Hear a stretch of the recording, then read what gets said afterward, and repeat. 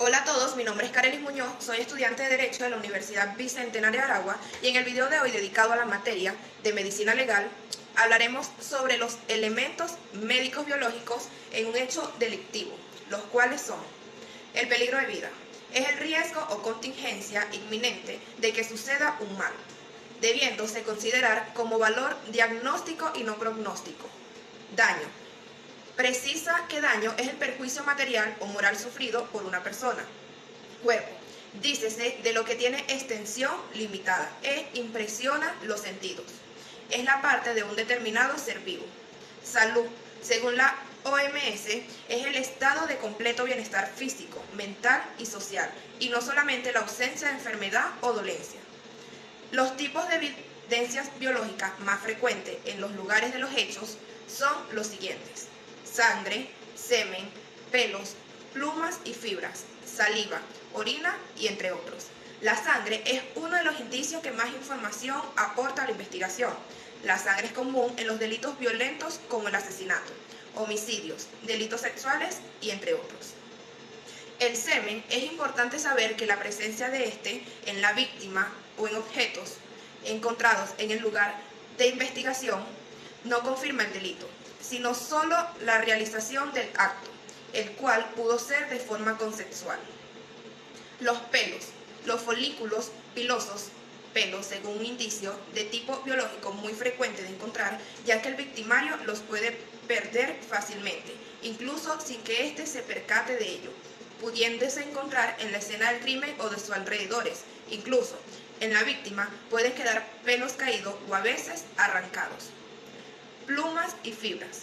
Los pelos y las fibras son indicios que permiten establecer elementos asociativos con alguna persona presente en la escena del crimen. La saliva.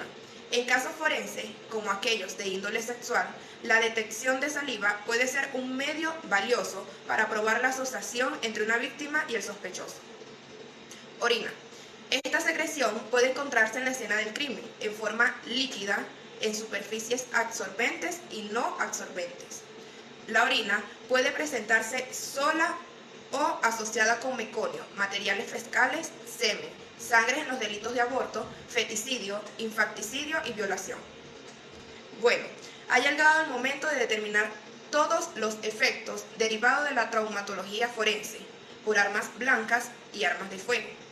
Las heridas por armas blancas, bajo el denominativo de arma blanca, se agrupa un sinnúmero de instrumentos de forma aplanada, de estructura variada, que poseen uno o más bordes cortantes y cuya extremidad puede ser puntiaguda o roma. Son las lesiones producidas por la acción de una punta o filo, sobre la que actúa una energía mecánica. Las heridas son herida punzante, herida cortante, herida punzocortante, heridas por armas de fuego desde el punto de vista médico-quirúrgico. Las heridas por armas de fuego se clasifican entre las contusas y se describen como contusiones simples con solución de continuidad. En las lesiones por armas de fuego se pueden distinguir tres componentes: orificio de entrada, trayectoria y orificio de salida. Están heridas penetrantes, perforantes, contusiones leves, proyectil con velocidad agotada o con rebote, contusiones graves, penetración de elementos concurrentes como la pólvora, gases de explosión, esquirlas, y es hora de reconocer diversas causas de daños biológicos o por muerte o por quemaduras, accidentes eléctricos o explosiones. Los daños biológicos o muerte se podrían derivar por calor, electricidad, calor radiante, radiaciones, quemadura. Gisbert y Villanueva en el 2004 clasifican las quemaduras según su profundidad y extensión. La quemadura. Una quemadura grave puede poner en peligro la vida y requiere atención médica inmediata. Si el evento acaba de suceder, hay que activar los servicios de emergencia de la localidad, como lo son los bomberos, los paramédicos y entre otros. Quemaduras químicas. Las quemaduras químicas son generalmente causadas por compuestos químicos, como el hidroxídico de sodio, nitrato de plata y otros compuestos como el ácido sulfúrico. Quemaduras eléctricas. Las quemaduras eléctricas son generalmente causadas por electrificación, rayos, al aplicar electroshock, sin un gel que conduzca la corriente. Accidentes eléctricos. Es provocada por la electricidad industrial, denominada electrocución. Es causada por la electricidad atmosférica y se denomina fulguración. Una lesión eléctrica puede ser causada por contacto accidental con los tomacorrientes, cables eléctricos o partes expuestas de cables o aparatos eléctricos.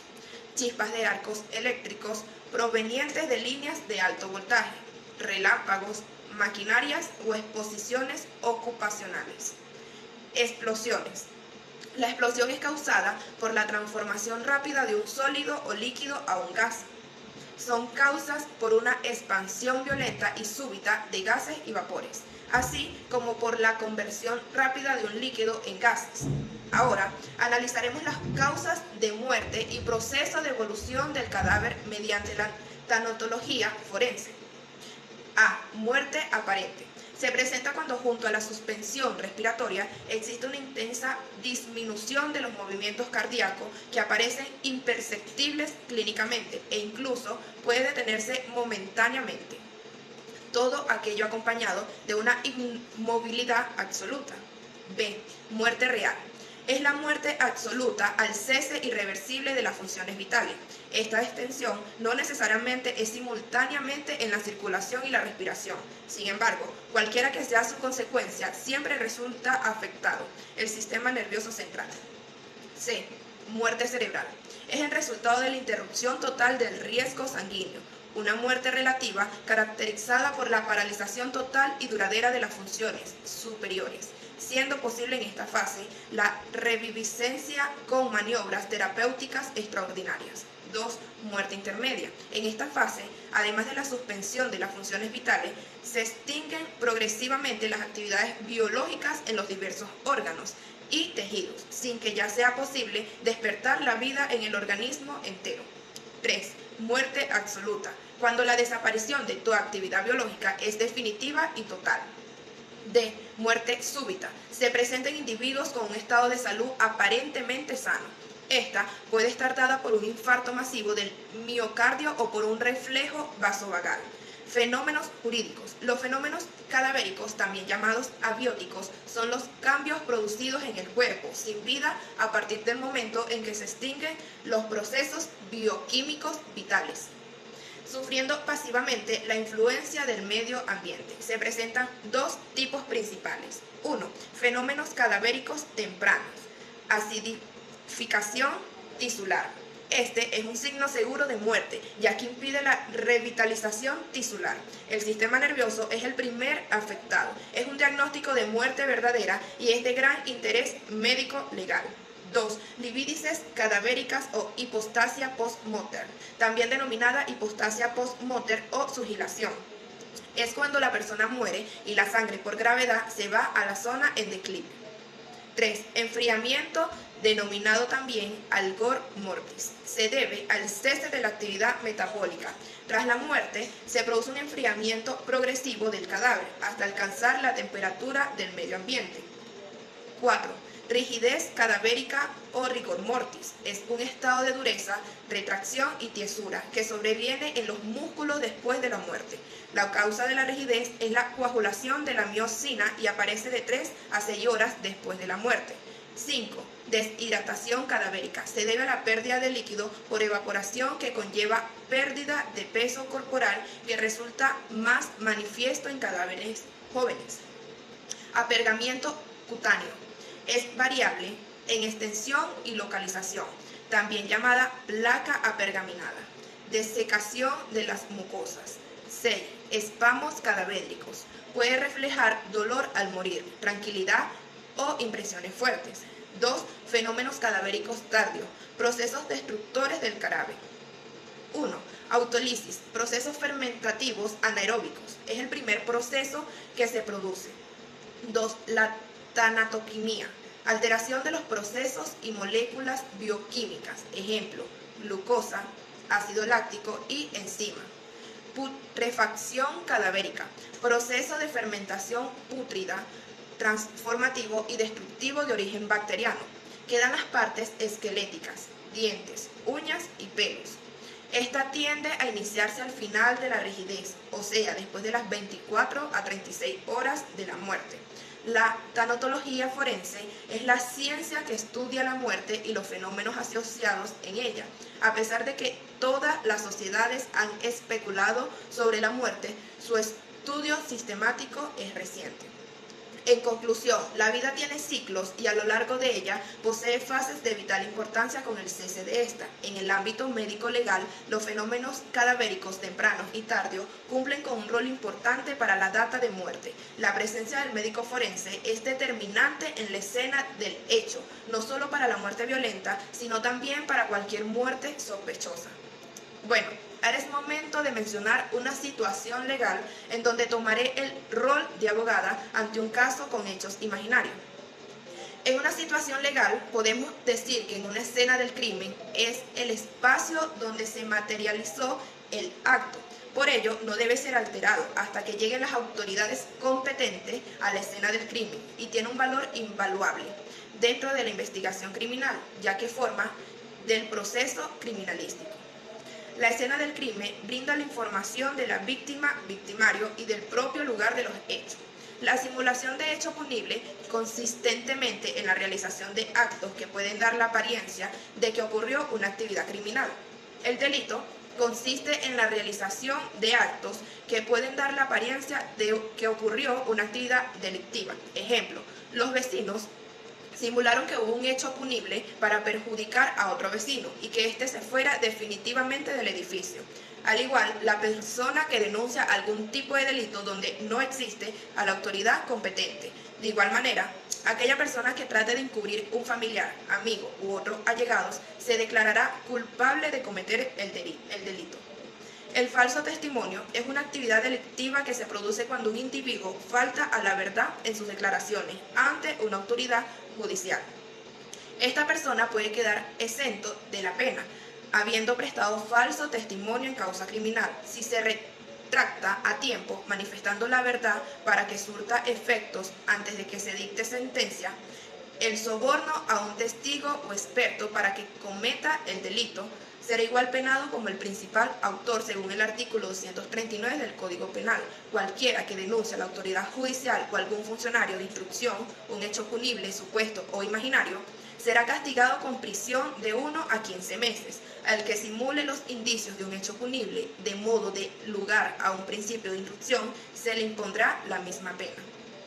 El que ante la autoridad judicial declare falsamente que ha cometido o ayudado a cometer algún hecho punible, de modo que dé lugar a un principio de instrucción, a menos que su declaración sea con el objeto de salvar a algún pariente cercano, un amigo íntimo o su bienhechor, incurrirá igualmente en la propia pena. La simulación de hecho punible puede ser objetiva y subjetiva. La primera se clasifica en directa o formal, que ocurre cuando el agente informa o comunica a la autoridad judicial o a algún funcionario de instrucción un delito supuesto o imaginario. Vale decir que no ha sucedido e indirecta o material, que es la cometida por quien simula los indicios de un hecho punible, de modo que dé lugar a un principio de instrucción. En la simulación real o material del sujeto activo, ha de simular las huellas de un delito, debiendo entenderse por esta los rastros materiales que ordinariamente quedan en el lugar en donde se perpetra un hecho delictuoso, como sangre, las señales de haberse arrastrado un cadáver, fractura de una puerta, ganzúa o el instrumento llamado pata de cabra o bien cizallas, o escalas de cuerdas, entre otros. Simular dice tanto como fingir. Aparentar, simular los indicios de un delito, quiere decir dar apariencia de dichos indicios o a lo que en modo alguno puede tenerse como tales.